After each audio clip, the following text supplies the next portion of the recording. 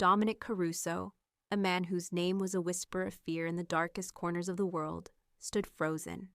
In the middle of a quaint, sun-drenched town square that smelled of salt and sugar, his universe had just tilted on its axis. His gaze, usually cold and assessing, was locked on a small boy who had just stumbled and looked up, seeking his mother. In that instant, a pair of startlingly familiar, piercing gray eyes, the exact shade of a stormy sea, met his. They were a perfect, impossible mirror of his own. In that single, heart-stopping moment, Dominic's meticulously constructed world of power, control, and calculated violence fractured with the force of a revelation he could never have anticipated. This was a ghost from his past, a secret he never knew was kept, and a betrayal so profound it stole the air from his lungs. Before we carry on, please hit the subscribe button to make my day and let me know where you're watching from in the comments. The story truly began 5 years after a desperate flight into the unknown, in the gentle coastal town of Port Blossom. Here, Valentina Cruz had painstakingly built a sanctuary, a life so far removed from the shadows, it felt like a dream she was terrified to wake from. She was the beloved owner of the Salty Loaf, a small rustic bakery nestled between a bookstore and a flower shop. The air inside was always thick with the warm, comforting sense of cinnamon, melting butter, and freshly baked bread, a fragrant shield against the world. Her mornings began not with the jarring ring of an alarm, but with the soft stirring of her 4-year-old son, Leo, in the small apartment above the shop. Their routine was a quiet symphony of gentle moments. The golden morning light would filter through the large bakery window, casting long, dancing shadows on the flour-dusted floorboards as Valentina kneaded dough, her hands moving with an expert, practiced grace. Leo, with a dusting of flour on his own nose, would sit at a small wooden table, meticulously arranging chocolate chips into patterns on a piece of parchment paper, his soft chatter filling the warm space. His laughter, a bright, bubbling sound, was the anchor of her existence, the melody that drowned out the persistent, low hum of anxiety that lived just beneath the surface of her carefully constructed peace. Their bond was a fortress, deeply loving and fiercely protective. She would watch him play, his dark curls bouncing, and her heart would swell with a love so powerful it was physically painful, immediately followed by a cold spike of fear. Every unfamiliar car that lingered too long on their quiet street, every stranger whose gaze held for a moment too long, sent a jolt of panic through her veins. She had chosen this life of simplicity, of warm loaves and gentle sea breezes, but she knew with a certainty that chilled her to the bone that the past was a patient predator it did not forget, and one day, she feared, it would come to collect its debt. She would often find herself standing at the bakery's front window, looking out at the cheerful, pastel-painted storefronts and the cobblestone street, her hand unconsciously going to the delicate silver locket she always wore. It held no picture, only a hollow space, a constant reminder of a life she had buried. The peace she had found in Port Blossom was real, but it was also fragile, a beautiful glass sculpture she polished every day, praying no one would ever come along to shatter it. The shattering began on a Tuesday. A sleek black sedan, so polished it seemed to drink the sunlight, purred down the main street of Port Blossom, a metallic shark gliding through a school of colorful fish.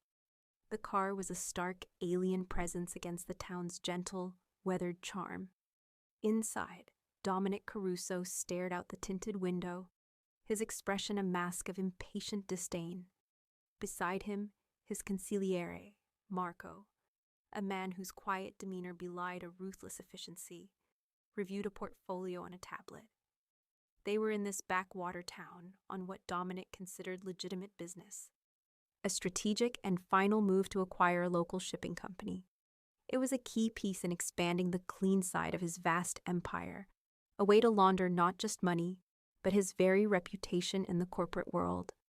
But the slow, simple life of Port Blossom grated on his nerves.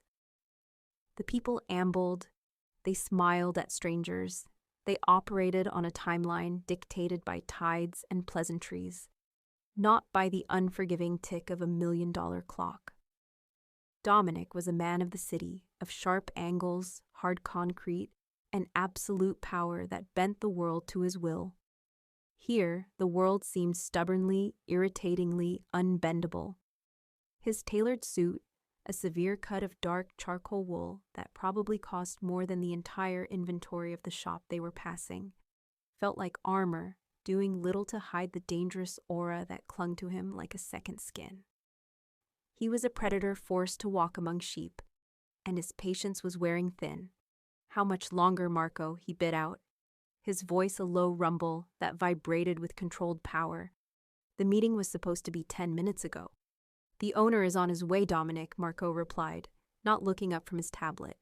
He had to help his daughter with a school project, something about a diorama of the local marine life. Dominic let out a short, humorless laugh. "A diorama. We are restructuring a multi-million-dollar logistics network, and we are waiting for a diorama." He tapped a restless, rhythmic beat on the leather armrest, his gaze sweeping over the town square with cold dismissal. It was a picture of idyllic nonsense, a fountain splashing in the center, children laughing, old men playing chess. It was everything he was not, everything he had clawed his way above. He was here to conquer this small piece of the coast, to absorb its assets and move on, leaving it unchanged and unnoticed. The town was a means to an end, a footnote in a ledger. Nothing more. His irritation sharpened as he stepped out of the car, Marco holding the door. The air, thick with the scent of salt and fried dough, felt cloying. He was about to issue a sharp command to find the delinquent shipping owner and drag him to their meeting, when a small commotion nearby caught his eye.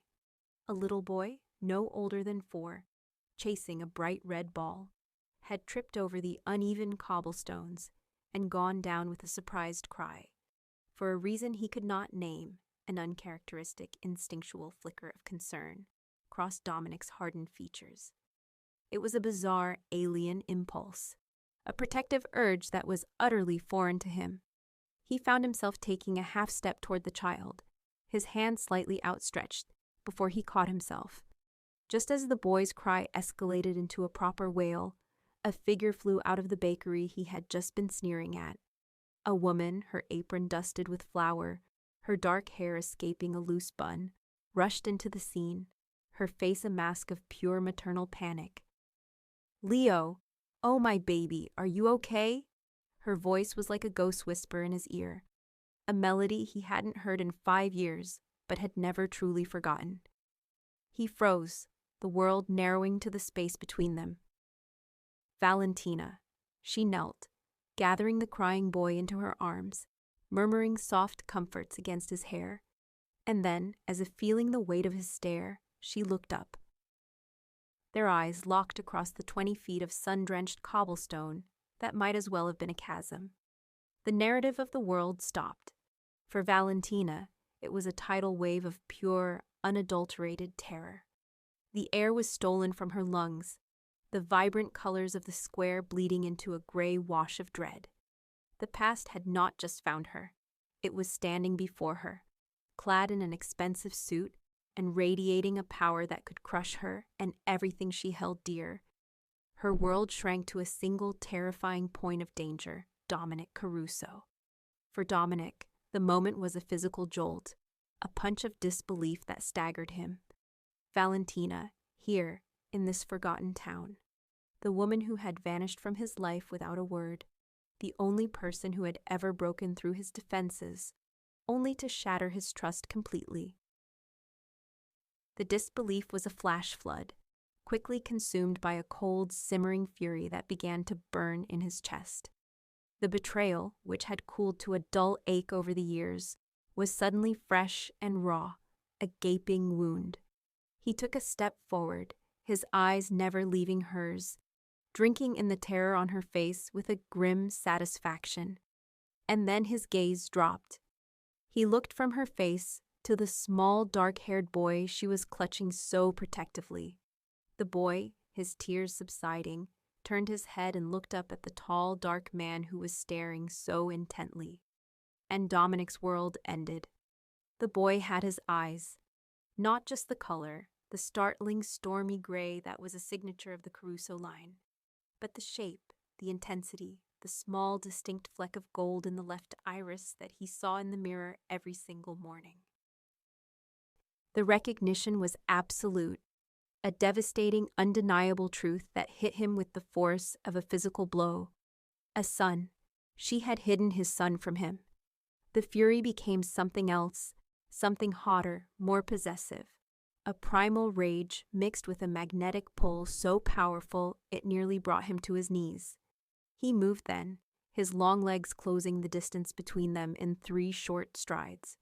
He ignored the gasps of the few onlookers, ignored Marco's cautionary presence at his side. He crouched down, bringing himself level with the boy, who was now staring at him with wide, curious eyes. His voice, when he spoke, was a low rumble that cut through the air, a dangerous sound that belonged in a boardroom during a hostile takeover, not a sunny town square. "Valentina," he said, the name a shard of glass on his tongue. He didn't look at her. His entire being was focused on the child. He offered a small, tight smile that did not reach his glacial eyes. "What's your name?" The boy glanced at his mother, who was frozen, her face ashen. She gave a tiny, imperceptible shake of her head, but the boy, innocent and unafraid, answered clearly. "Leo." Dominic's jaw clenched so hard a muscle jumped. Leo! She had named him Leo? He rose slowly to his full height, a towering, menacing shadow that blocked out the sun. He finally looked down at Valentina, his expression unreadable, a mask of cold fury and something else, something that looked terrifyingly like ownership. "My car," he commanded, his voice leaving no room for negotiation. 5 minutes. We are going to talk." It was not a request. It was a verdict. Her sanctuary was not just shattered. It was about to be burned to the ground. The 5 minutes Dominic had allotted felt like both a lifetime and no time at all. Valentina's feet moved automatically, a numb, disconnected part of her carrying her away from the gawking eyes in the square, away from the life she knew. She clutched Leo's hand so tightly her knuckles were white, her mind a roaring vortex of panic. Dominic walked behind them, a silent, looming presence that radiated heat and menace. She didn't need to look back to know he was there, his gaze burning into her. Marco, ever the shadow, had materialized at his side, speaking in a low, urgent tone. But Dominic's focus was singular. It was on her and on the boy whose existence had just upended his world. She led him not to his car, but to the familiar, comforting door of the Salty Loaf. It was the only place she could think to go, her sanctuary, the one place on earth that was wholly hers. But as she pushed the door open, the familiar jingle of the bell above it sounded like a death knell. The warmth and the scent of cinnamon and yeast that usually wrapped around her like a loving embrace felt cloying, a mockery of the peace she had lost. She led the way through the darkened shop, past the cooling racks and the flour-dusted counters, to the small back room she used for inventory and paperwork. It was a cozy, cluttered space filled with cookbooks, bags of sugar, and Leo's crayon drawings taped to the wall. It was her heart, and he had just invaded it. She turned to face him, pushing Leo gently behind her legs, a futile gesture of protection.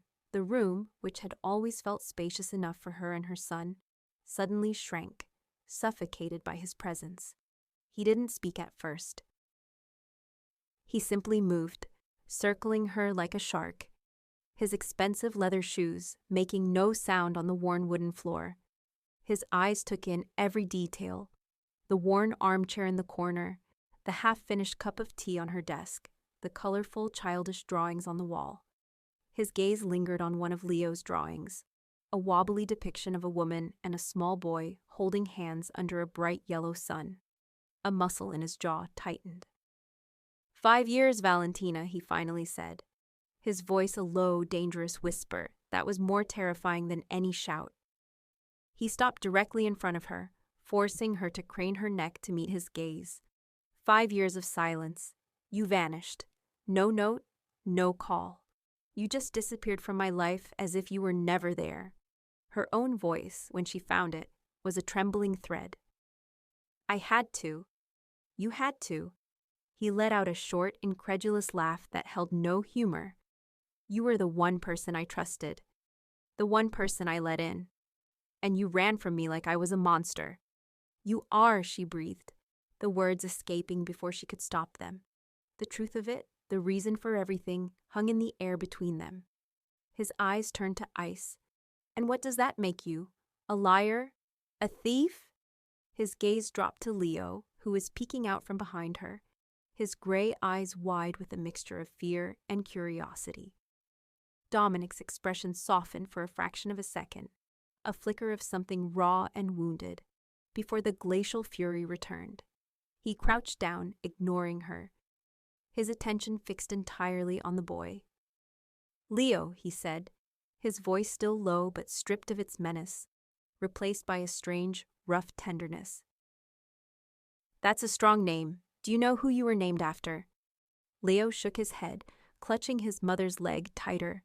Dominic's gaze flickered up to hers, a silent, burning accusation. His great-grandfather, my grandfather, a man who built an empire from nothing. He looked back at the boy. He was a lion, a king. Valentina felt a wave of nausea. He was already claiming him, weaving him into the dark, bloody tapestry of his family history. This was her greatest fear made manifest. Don't, she pleaded, her voice cracking. Dominic, please. He has a life here, a good life, a normal life. Dominic rose slowly, his full height once again dominating the small room. The brief moment of tenderness was gone, replaced by the cold, ruthless businessman she had discovered him to be all those years ago. A normal life, he repeated, his voice dripping with contempt. You think this is a normal life? Hiding in fear, looking over your shoulder every single day, wondering when the past might catch up to you. I saw the terror in your eyes in that square, Valentina. That is not peace. That is a self-imposed prison. He took a step closer, backing her against her own desk. The scent of his expensive cologne, a scent she had once associated with love and passion, now smelled of danger and possession. His life, from the moment he was conceived, was with me, in my world, with my name, with the protection that only I can offer. You stole that from him. You stole him from me. Tears were streaming down her face now, hot and silent. I left to protect him, she cried, her voice trembling but laced with a sudden, fierce defiance born of a mother's love. To give him a chance at that normal life, away from the violence, away from the blood, away from you. He stared at her for a long, silent moment, his gray eyes searching hers. She saw the flash of hurt, the deep, profound betrayal that she had inflicted. But it was quickly buried under an avalanche of implacable resolve. You don't get to make that choice, he said, his voice dropping to a final, chilling whisper. Not anymore. The choice was made 5 years ago when you kept my son a secret. Now I make the choices. He glanced down at Leo, then back at her. Go upstairs. You and the boy will pack. You are coming home.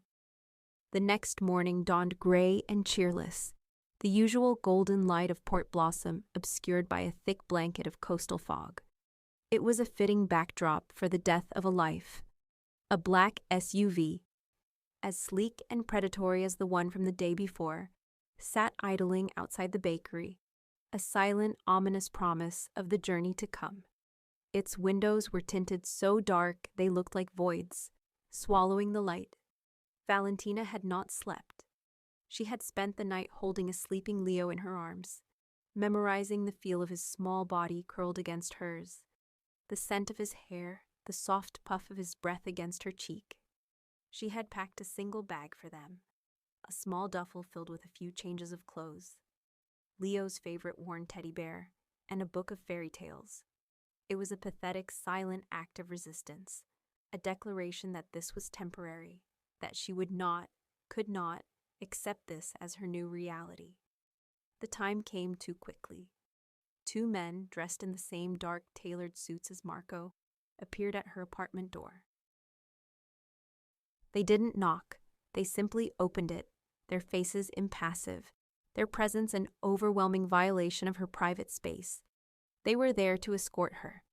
As she walked down the stairs, Leo's hand clutching hers, she saw her friend and neighbor, Clara, arranging a bouquet of vibrant sunflowers in the window of her flower shop.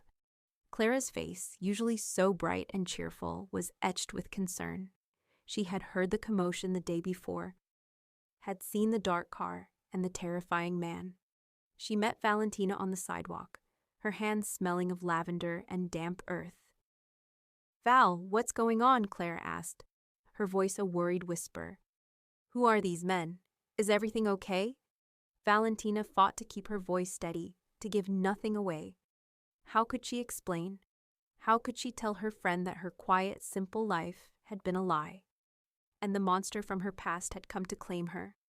I have to go away for a while, Clara," she managed, the words feeling like stones in her mouth. "Family business. It's complicated." The lie was thin and brittle. Clara's eyes filled with a mixture of confusion and fear. She looked from Valentina's pale, tear-streaked face to the stoic men and the waiting SUV. She knew this was more than complicated. She reached out and squeezed Valentina's arm.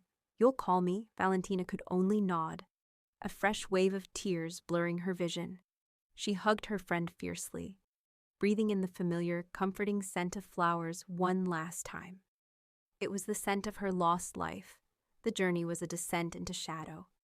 As the SUV sped away from Port Blossom, the landscape began to change, to harden. The gentle, rolling hills and sun-drenched coastline gave way to the sprawling, indifferent suburbs of the city. The pastel-painted houses were replaced by monotonous tracts of beige stucco, which in turn morphed into the hard, gray angles of the city itself. The sky, which had been a vast, open canvas of blue over the ocean, now seemed cramped, trapped between towering skyscrapers of glass and steel. Leo was quiet beside her, his face pressed against the cold glass of the window, watching the world blur by. He could feel his mother's distress, a heavy, suffocating blanket in the silent car. He didn't understand what was happening, only that Mama was sad, and the big, scary man from yesterday was the reason why. Valentina stared blankly out the window, her heart a leaden weight in her chest. She was leaving behind the only home her son had ever known, the only place she had ever felt safe. Each mile they traveled felt like a nail being driven into the coffin of her freedom. She was no longer Valentina Cruz, owner of the salty loaf. She was once again a possession of Dominic Caruso, a gilded bird being returned to her cage. The journey was not just a physical transition, but a spiritual one, a descent from the light back into the darkness she had fought so desperately to escape. The Caruso estate was not a home, it was a fortress. It announced itself with a set of massive wrought iron gates, 20 feet high and adorned with the snarling head of a lion, the Caruso family crest. The gates swung open silently, remotely, as their SUV approached. A long, winding driveway, flanked by perfectly manicured cypress trees, led to a masterpiece of cold, modern architecture. The house was a sprawling structure of white stone, dark wood, and vast expanses of glass that reflected the gray city sky. It was beautiful, sterile, and as welcoming as a mausoleum. Security was both visible and invisible. Cameras, sleek and black, were mounted discreetly on every corner. Guards, armed and alert, patrolled the perimeter, their movements economical and precise. This was not a place you could simply walk away from. The SUV pulled into a pristine multi-car garage that housed a collection of luxury vehicles that could rival any dealership. As Valentina and Leo stepped out, the air felt different, heavy and controlled. A woman in a crisp gray uniform, her hair pulled back in a severe bun, was waiting for them. She did not smile. "Welcome home, Signora," she said, her voice polite but devoid of warmth. "My name is Sophia. I am the head housekeeper. I will show you to your rooms." Valentina flinched at the word home. She followed Sophia through a door that led into the main house, Leo's hand still glued to hers. The interior was breathtaking and suffocating in equal measure. The floors were polished marble, the ceilings soared 2 stories high, and priceless, abstract art adorned the walls. It was a world of sterile luxury, a museum curated to display wealth and power. The staff they passed in the cavernous hallways moved with a silent, unnerving efficiency, their eyes always downcast, their presence fleeting and ghostly. Sophia led them up a wide, floating staircase to the 2nd floor and down a long, silent corridor. She stopped at a set of double doors and pushed them open. "The master suite," she announced. The suite was larger than Valentina's entire apartment. It consisted of a vast bedroom with a king-sized bed draped in heavy, cream-colored silk, a sitting area with a white leather sofa, and an adjoining bathroom that looked like it belonged in a 5-star hotel. One entire wall was a floor-to-ceiling window offering a panoramic, breathtaking view of the city skyline. But the opulence was a lie. It was a cage, gilded and beautiful, but a cage nonetheless. Valentina walked over to the massive window, the source of the room's only light, and saw the small, cruel detail that confirmed her fears. A small silver latch. The window only opened a few inches, just enough to let in a sliver of air, but not nearly enough for a person to slip through. It was a potent, suffocating symbol of her confinement. Leo, however, saw none of this. To his 4-year-old eyes, this was a palace. He let go of his mother's hand and ran across the shiny, slippery floor, his small shoes squeaking in the vast silence. He bounced on the enormous bed and stared in awe at the endless city lights beginning to twinkle outside the window. His exploration was interrupted by the arrival of Dominic. He appeared in the doorway, having shed his suit jacket, his white shirt sleeves rolled up to his forearms. He was carrying a ridiculously large, brightly colored box.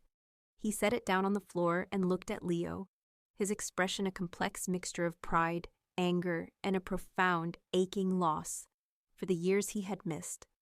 "I thought you might like this," he said, his voice awkward, unused to this kind of interaction. He opened the box, revealing a state-of-the-art, remote-controlled race car, sleek and red. It was an expensive, impressive toy, a father's clumsy attempt to buy his way into a son's affections. Leo's eyes lit up. He was, after all, just a boy. He immediately sat on the floor, picking up the complex remote control with a furrowed brow. Dominic crouched down, his movements stiff, and tried to show him how it worked. "This button makes it go forward," he explained, his large finger dwarfing the small control. But he didn't know how to play. He didn't know how to make the car crash into the furniture with a satisfying bang.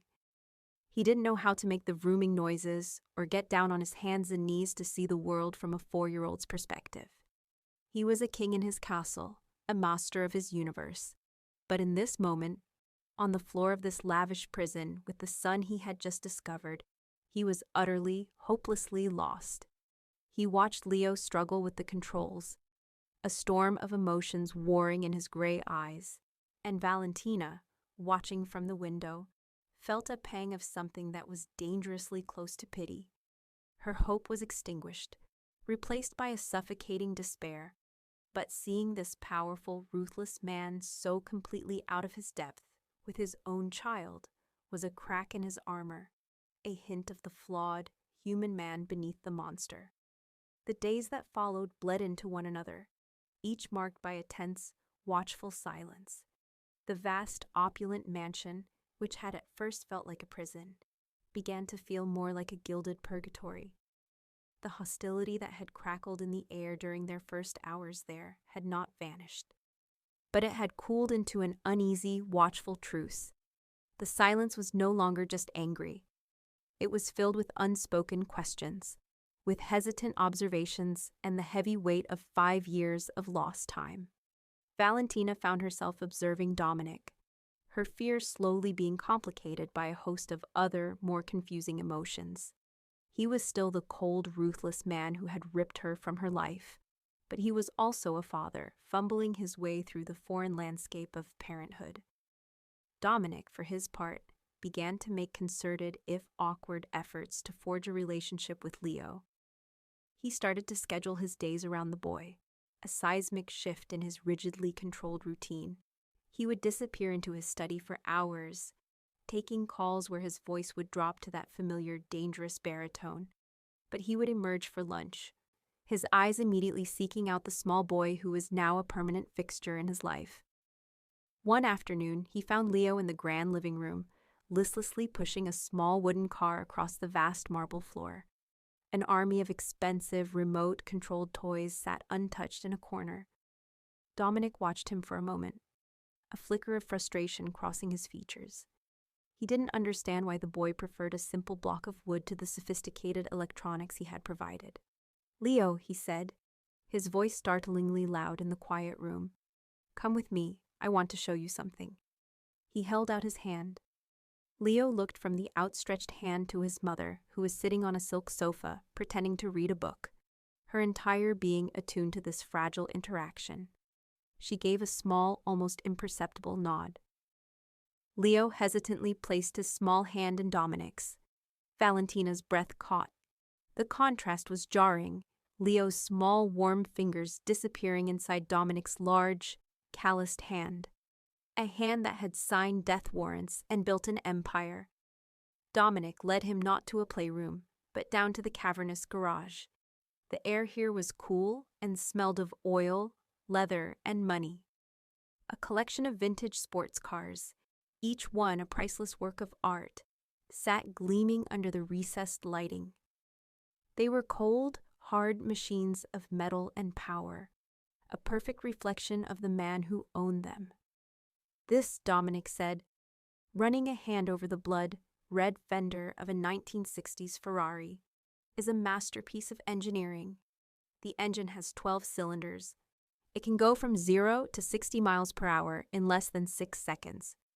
He spoke with a passion Valentina had not heard in his voice since he had spoken of his business ambitions years ago. He lifted Leo up, placing him in the driver's seat. "Feel that? That's power."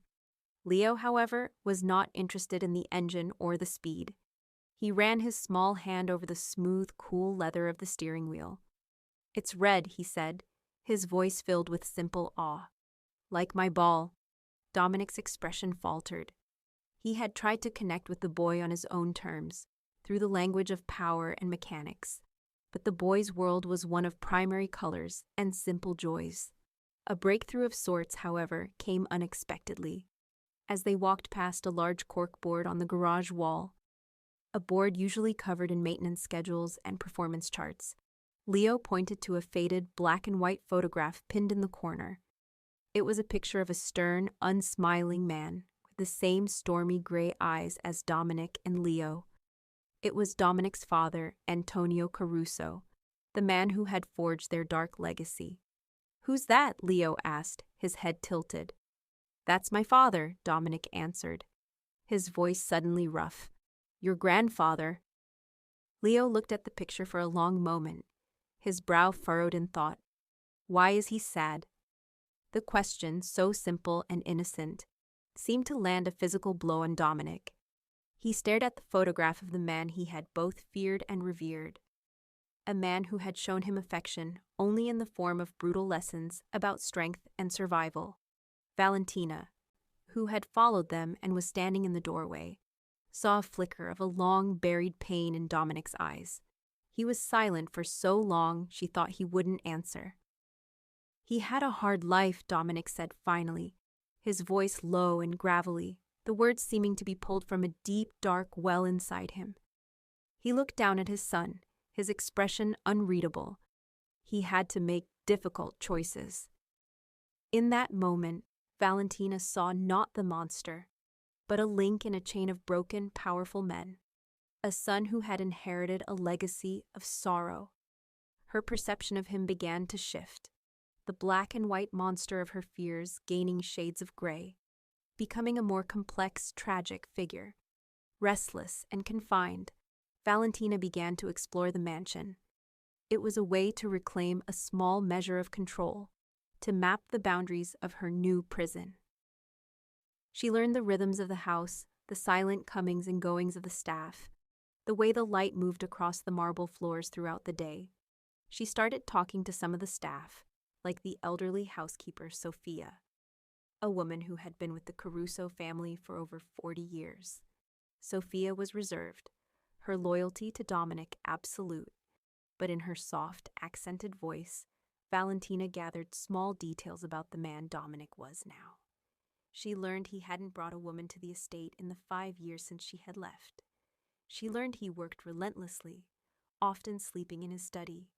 She learned he was ruthless in business, but fiercely, almost violently, protective of the few people he considered his own. One afternoon, driven by a desperate need to understand the heart of the man who held her captive, she found herself standing before the one place she knew was forbidden to her, his private study. The heavy oak doors were closed, a silent warning.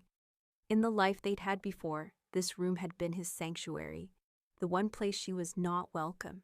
It was the heart of his empire. Taking a deep, steadying breath, she pushed the door open and stepped inside. The room was exactly as she remembered, and yet different. It smelled of old leather, expensive whiskey, and the faint metallic scent of power. One wall was covered in maps of the city and the world, marked with pins and cryptic notations. Bookshelves groaned under the weight of leather, bound volumes on history, strategy, and economics. His desk, a massive piece of dark mahogany, was the nerve center. It was cluttered with ledgers, shipping manifests, and stacks of documents that spoke of his dangerous life. But amidst the chaos, nestled between a crystal glass and a heavy silver letter opener, was something that didn't belong. It was a small silver-framed photograph. Her heart hammered against her ribs as she moved closer. It was a picture of the two of them, taken on a weekend trip to the coast, not long before she had discovered the truth about him. They were standing on a windswept beach, the ocean a brilliant blue behind them. Dominic's arm was wrapped tightly around her waist, and he was laughing, his head thrown back, his face unguarded and filled with a joy she had forgotten he was capable of. She was looking up at him, her own face bright with a pure, unadulterated happiness. They looked young and in love, and completely oblivious to the darkness that was about to tear them apart. The sight of it was a physical blow. It knocked the air from her lungs and made her knees feel weak. All the hatred, all the fear she had nurtured for 5 years, was suddenly complicated by a wave of profound, gut-wrenching sorrow. Sorrow for the man she thought he was, for the love she had truly felt, and for the simple, happy life that photo represented. A life that had been a beautiful, tragic lie. She reached out a trembling hand and traced the outline of his laughing face on the cool glass. He had kept it, all this time, in the very heart of his dark world. He had kept this small piece of their light. The realization didn't excuse what he had done, but it made everything infinitely more painful and confusing. The fragile, uneasy truce of their new life was shattered by the intrusion of the outside world. The very danger Valentina had run from, the danger Dominic had used as a justification for bringing her back, made its presence known. It began subtly. Marco, the ever-watchful consigliere, arrived at the estate late one evening, his usually placid face tight with concern. He went straight to Dominic's study, and Valentina, who was in the hallway trying to coax a tired Leo toward his bedroom, heard the low, urgent murmur of their voices. Later, after Leo was asleep, Dominic found her in the sitting area of their suite, staring out at the glittering city lights. "We need to talk," he said, his tone devoid of its usual command, replaced by something more serious, more grim. He told her that a rival family, the Falcones, had taken notice of his new domestic situation. The whispers had started in the underworld. Dominic Caruso, the untouchable, had a weakness. He had a son. They perceived the sudden appearance of a child as a potential leverage point, Dominic explained, his voice cold and hard. A way to get to me. The threat remained an abstraction, a ghost story told to keep her in line, until a few days later, in an attempt to offer a sliver of normalcy, Dominic had arranged for Valentina and Leo to visit a large, private park on the outskirts of the city. He couldn't go himself, trapped in meetings, so he sent them with Marco and another guard. The park was beautiful, a lush, green oasis, and for an hour as she pushed Leo on a swing, Valentina almost felt a flicker of her old freedom. But on the drive back, Marco's eyes kept flicking to the rearview mirror. Valentina followed his gaze and saw it, a dark blue sedan that had been behind them since they left the park. It kept a steady distance, never getting too close, never falling too far behind. It was professional. It was a shadow. "Marco?" she asked, her voice barely a whisper, her heart beginning to pound. "It's nothing, Signora," he said, his voice smooth, but his knuckles were white on the steering wheel. "Just city traffic." But she knew he was lying. The chilling incident was a stark, terrifying reminder that the high walls and armed guards of the estate, while keeping her in, were also meant to keep a very real, very violent danger out. That night, the confrontation she had overheard in the hall was replayed in the study, but this time, the threat was no longer theoretical. "They're watching Dominic," Marco said, his voice tight. He stood before Dominic's desk, his hands clasped behind his back. "They followed us from the park today, a blue sedan. It was them, the Falcones." Dominic, who had been staring at the silver-framed photograph on his desk, slowly lifted his head. His face was a mask of cold, controlled fury. "They see a boy with your eyes," Marco continued, his voice low and urgent, "and they smell blood in the water.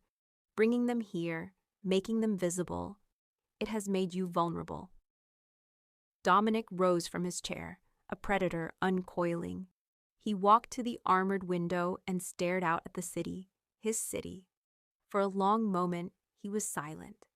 The only sound was the faint hum of the air filtration system. When he finally spoke, his voice was not loud, but it was filled with a chilling, absolute certainty that made the hairs on Valentina's arms stand on end.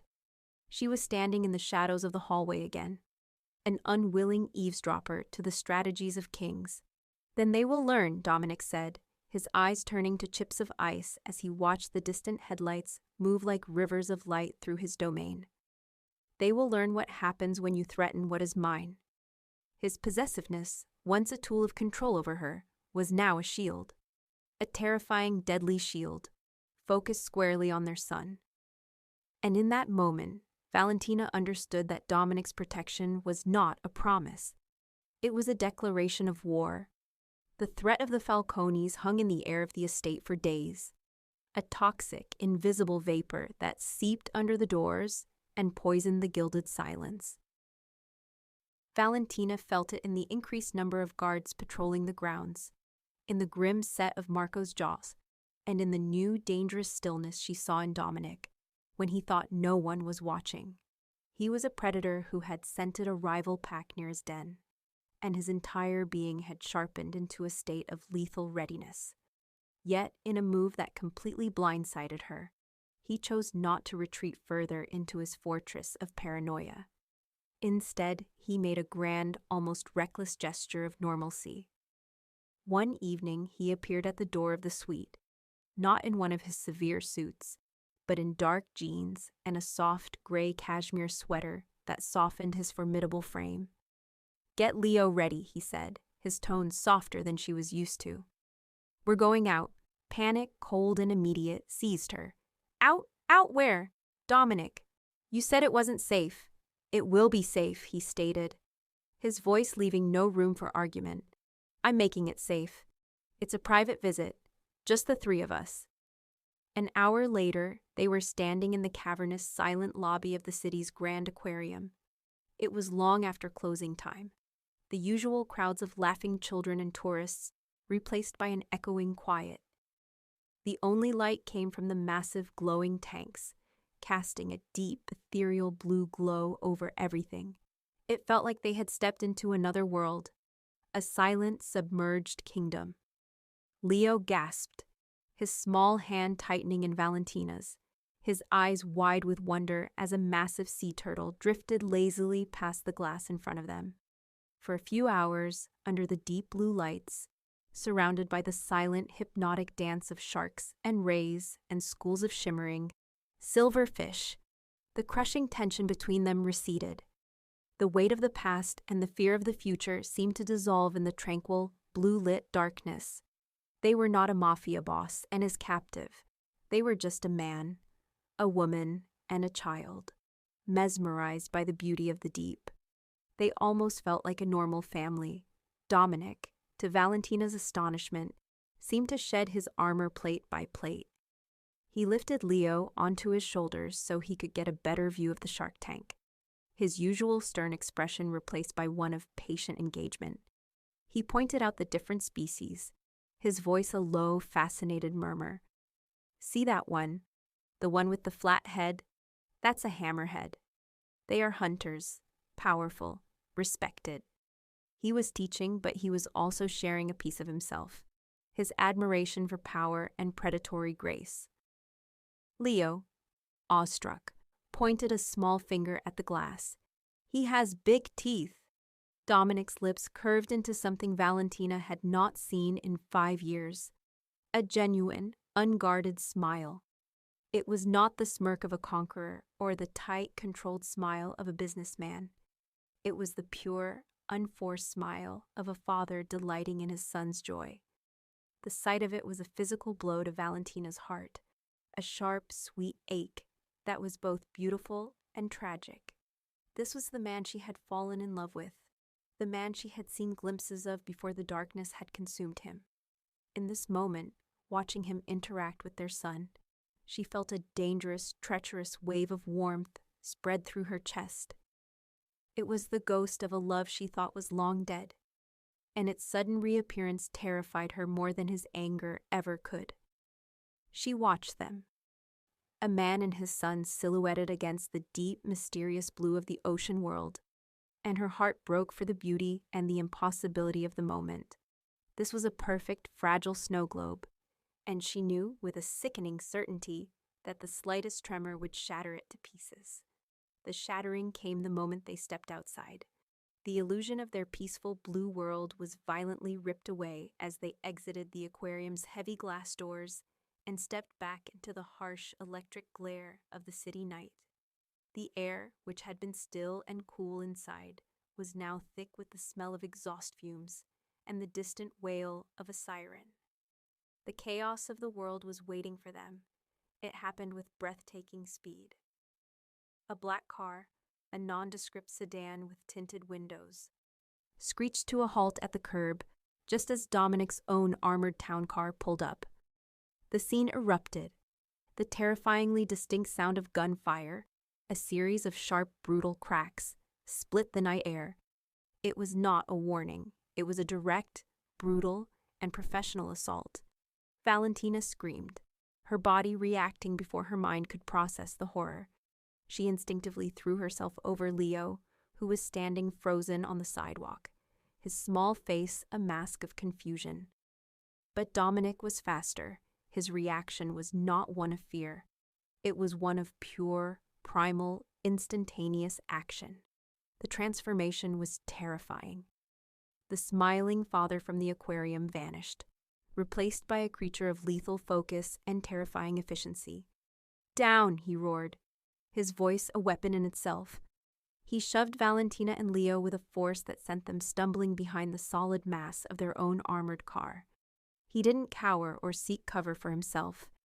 He used his own body as a shield, a human wall between his family and the bullets that were now peppering the stone facade of the building behind them.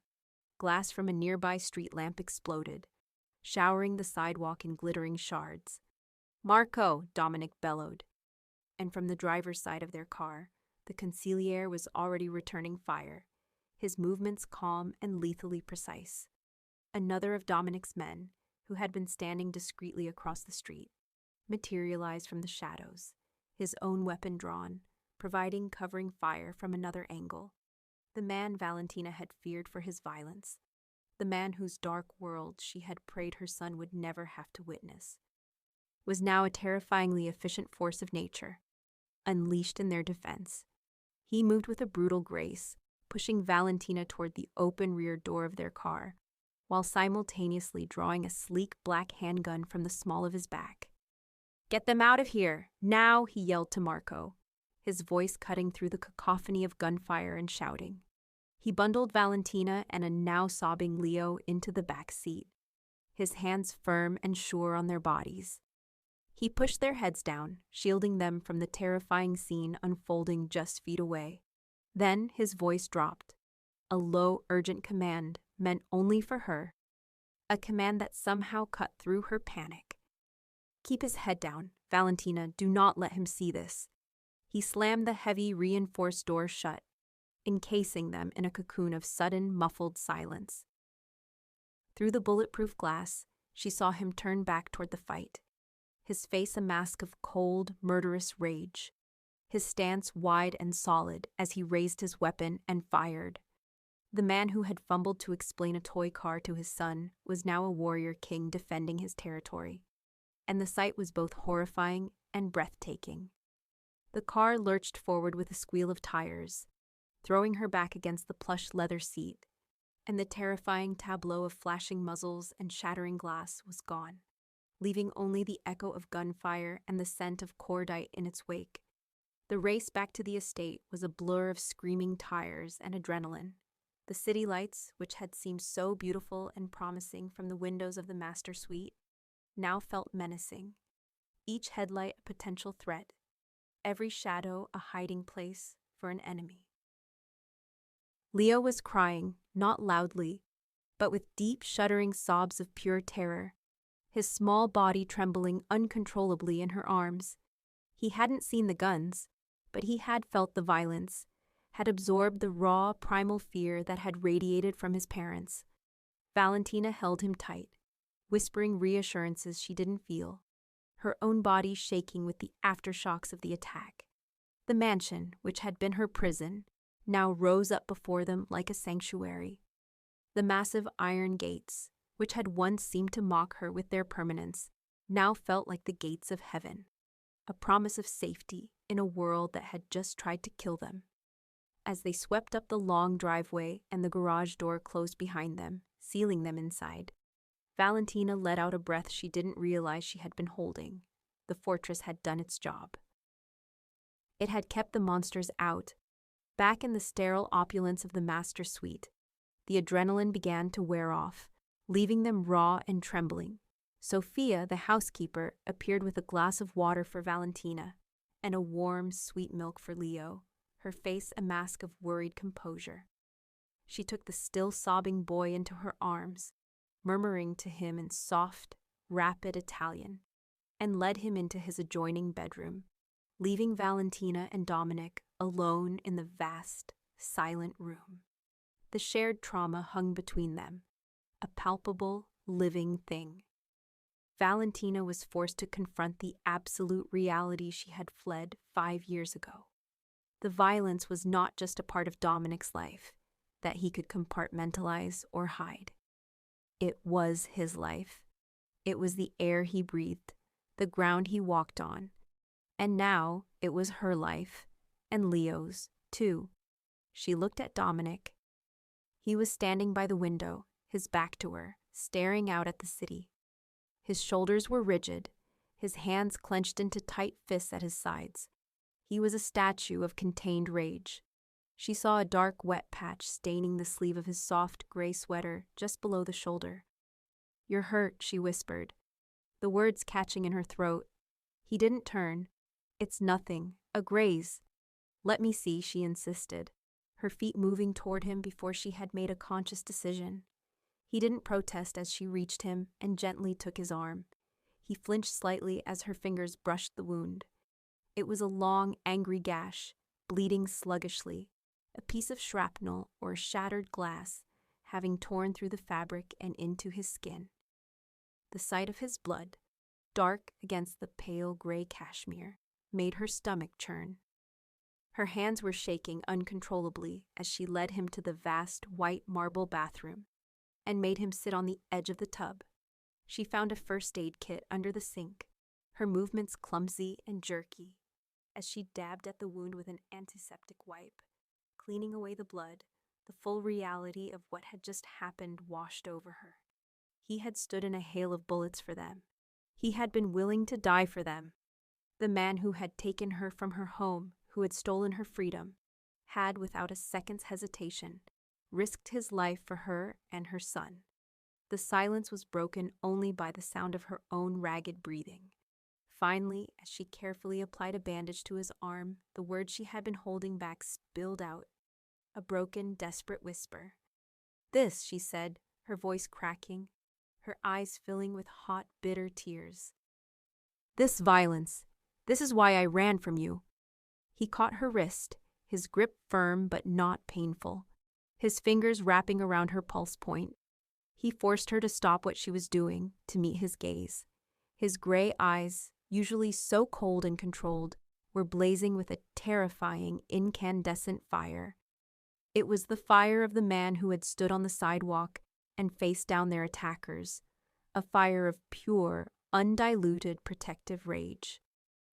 "And this," he said, his voice a low, guttural growl that vibrated through her entire body, "is why you will never run again." He pulled her slightly closer, his face just inches from hers, his gaze pinning her, branding her. "Because this is the only place on earth I can guarantee you will be safe." It was not a threat of imprisonment this time. It was not the cold command of a captor. It was a raw, desperate, an absolute promise of protection. He was claiming them, not as property, but as his sacred responsibility to keep alive. In that terrifying, clarifying moment, Valentina finally understood.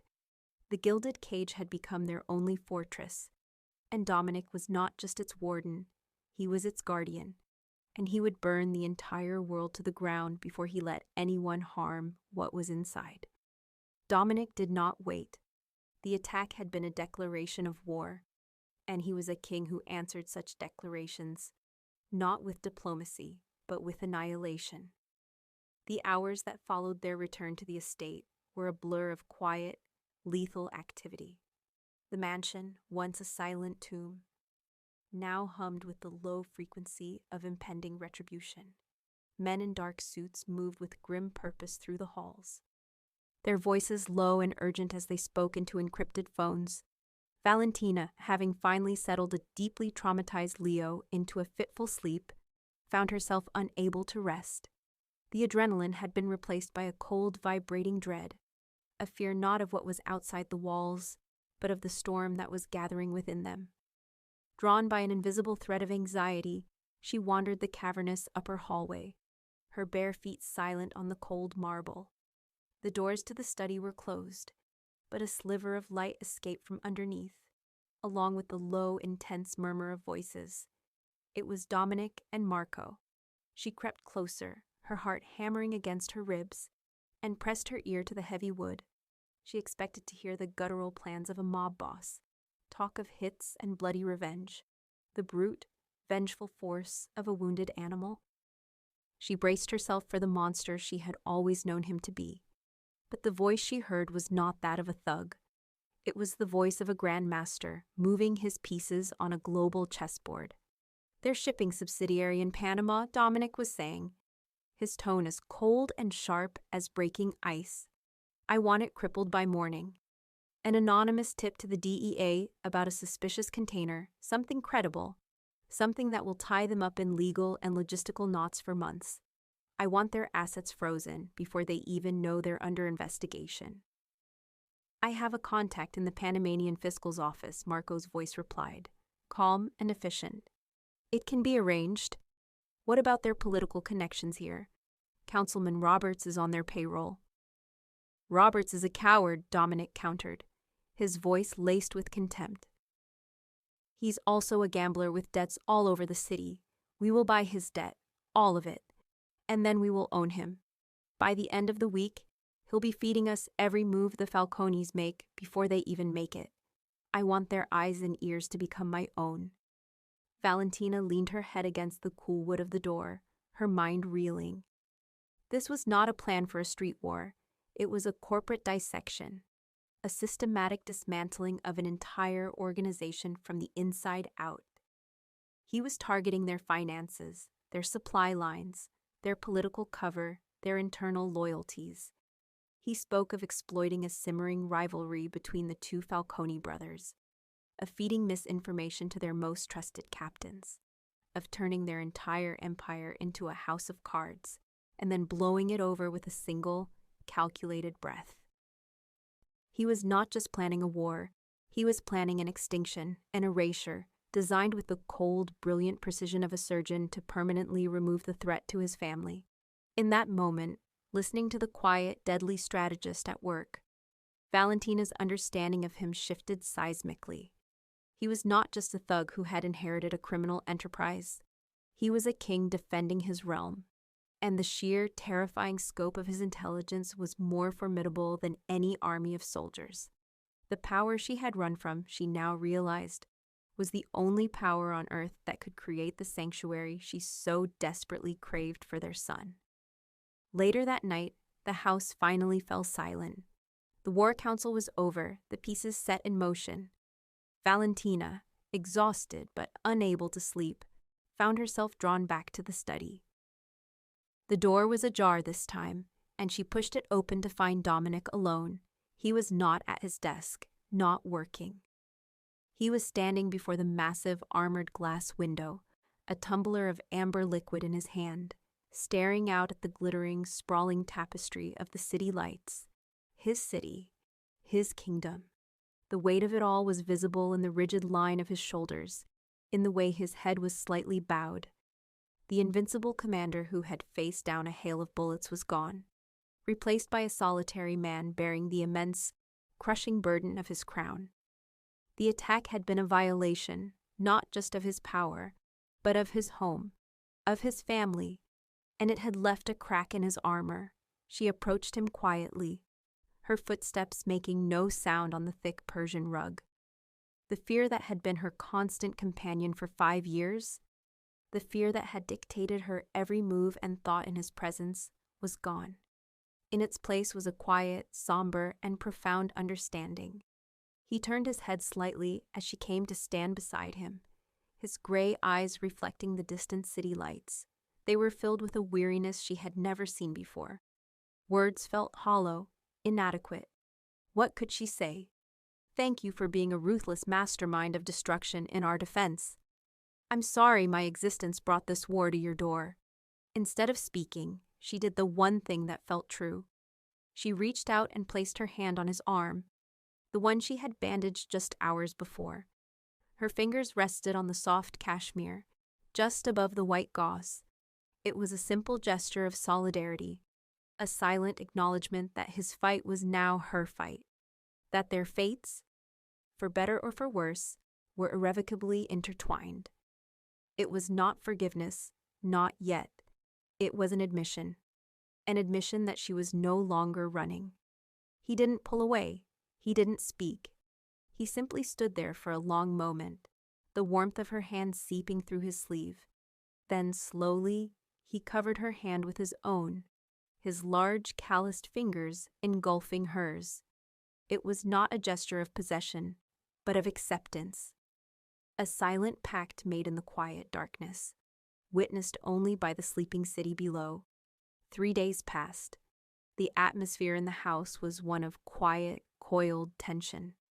It was not the fear of an imminent attack, but the hum of a silent, invisible war being waged in the shadowy corners of the city and across the globe. Dominic was a constant presence, rarely leaving his study, the flow of information coming to him through encrypted calls and discreet visits from Marco. The end came on a Thursday afternoon. Valentina was in the grand living room with Leo, trying to build a tower of blocks, when Dominic entered. He was holding his phone, and he looked at her, his expression unreadable. "It's Marco," he said simply, and answered the call, putting it on speaker. Marco's voice was crisp, professional, and devoid of emotion. "It is done," he said. "The Falcone organization no longer exists. Their assets are frozen or seized. Their leadership is either in custody or has disappeared. The brothers turned on each other, just as you predicted. The threat has been neutralized, permanently." "Good," Dominic said, his own voice a low rumble. "Ensure there are no loose ends, no whispers of revenge." "I want their name erased." "It will be done," Marco confirmed. "The war is over." The call ended. The war is over. The words hung in the vast, silent room. The immense, suffocating pressure that had been pressing down on them for days suddenly lifted. The air felt lighter, cleaner. Leo, oblivious, knocked over his tower of blocks with a gleeful crash. The sound, so normal and childish, was a stark contrast to the silent, deadly news they had just received. That evening, Dominic came to her. He didn't summon her to the study or confront her in one of the mansion's formal, intimidating spaces. He came to the master suite, where she was sitting by the window, watching the sky turn from bruised purple to inky black. He looked different. The armor of command, the cold mask of the strategist, was gone. He looked tired, his shoulders slumped, his eyes holding a vulnerability she had never been allowed to see. He looked for the first time like a man who had been to war and was only just now counting the cost. He didn't issue a command or make a demand. He simply stood before her, his hands shoved into the pockets of his trousers, a gesture that seemed almost boyish, uncertain. "Valentina," he began, his voice rough, stripped of its usual authority. "For the last 5 years, my life has been empty. I built an empire. I amassed power, wealth beyond measure. But it was a hollow victory. There was no peace in it, no joy." He took a breath, his gaze unwavering. "Finding you, finding Leo." It was like the world shifted from black and white to color. It gave everything a meaning, a purpose, that power never could. Valentina's heart ached. She saw the truth of his words in the raw sincerity of his eyes. But the fear, the old deep-seated fear of his world, was not so easily banished. "You can't shield him from everything, Dominic," she whispered, her voice trembling. "You can't protect him from what you are, from the world you command. We saw that. He felt that." "I know," he said. And the admission was a surrender. He took a step closer, his eyes pleading with her to understand. "I know, but I have to die trying. I never had a choice in the life I was born into, Valentina. It was chosen for me, a legacy of blood and violence, but loving you." His voice cracked, the sound a raw, open wound. "Loving him, it feels like the first real choice I have ever made. I never stopped loving you, not for a single day." Tears welled in her eyes, blurring his image. The confession she had never thought she would hear, the words she had buried under 5 years of anger and fear, were finally spoken. He reached out, his hands gently taking hers. They were warm and steady. "Stay with me," he said, his voice a low, desperate plea. "Not because you have to, not as my captive, but because you choose to. Be my wife, Valentina. Be my partner. Let me be a father to our son. Let me give you both the only thing I have to offer, the only thing of value I truly possess, my protection, my name, my entire world." She looked at him, at this powerful, broken, dangerous man who was offering her his entire world, the dark and the light. She saw the king who commanded armies with a whisper, and she saw the father who smiled with pure joy at the sight of his son. She saw the monster in the man, and she realized, with a stunning, heart-stopping clarity, that they were one and the same, and she loved them both. Her choice was not about running or staying anymore.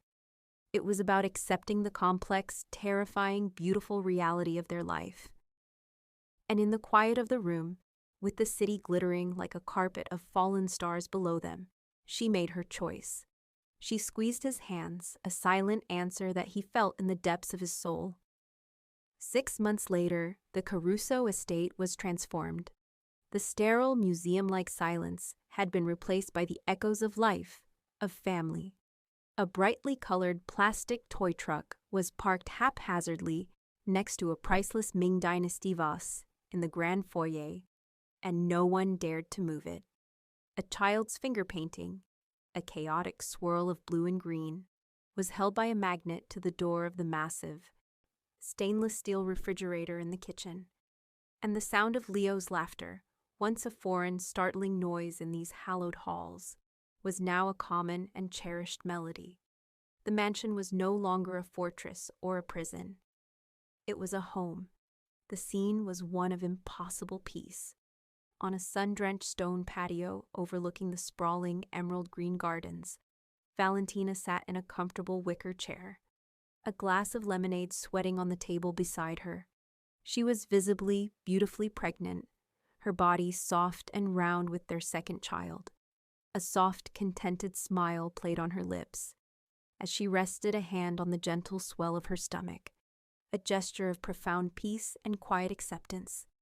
In the vast garden below, the late afternoon sun cast long, golden shadows.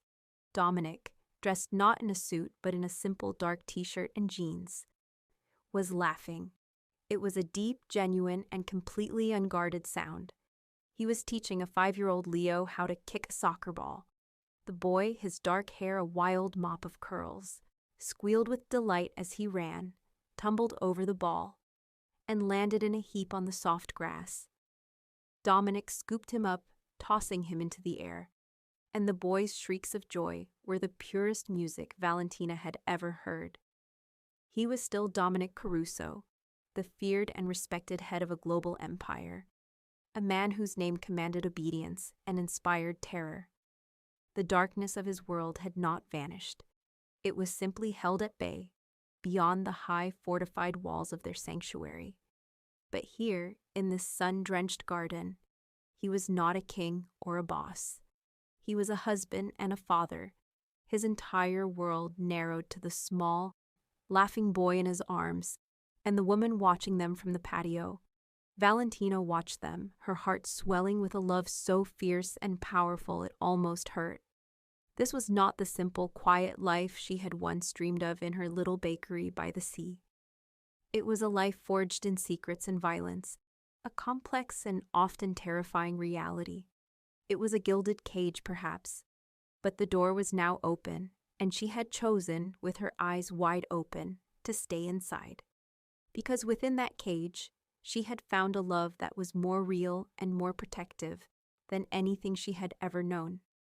Their family was a paradox, a beautiful, thriving flower growing in the shadow of a volcano. It was not a fairy tale ending, but it was real. It was theirs. And the love that bound them together was a light strong enough to keep the darkest shadows at bay.